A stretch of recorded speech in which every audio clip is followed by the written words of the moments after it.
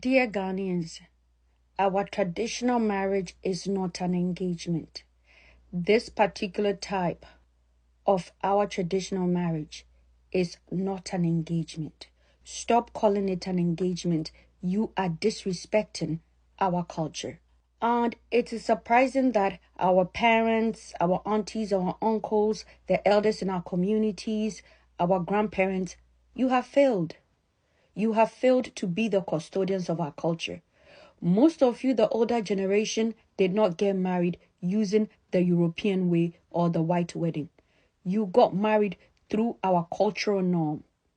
Yet you allow the younger generation go around printing their wedding invitation and describing the traditional marriage as an engagement. Our traditional marriage is not an engagement.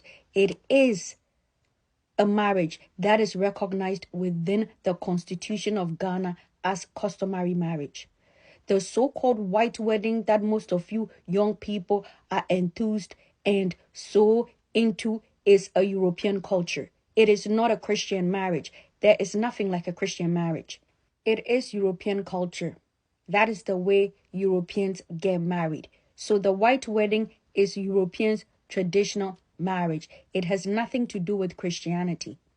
The certificate that you sign in the church is the same one you're going to sign when you finish doing your traditional marriage and you go to the registry to sign. The certificate you sign is not from God. It is not from heaven. It is from the government of the country you reside in. Therefore, making marriage a cultural phenomenon regulated by the government.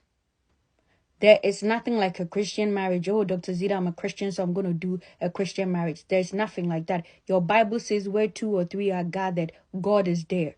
If you're doing your traditional marriage and 2 families come together, God is there. Let us have sense. Because of this colonial legacy of a white wedding, young people cannot get married. I know I always speak for women, but it is the young African men that are suffering because of this insatiable desire of young African women to be married twice, perform their traditional marriage, and then mimic the colonial legacy called the white wedding. So to the elders of our community, to the elders of our land, to the elders in our family, correct the young people that their traditional marriage is not an engagement, it is marriage.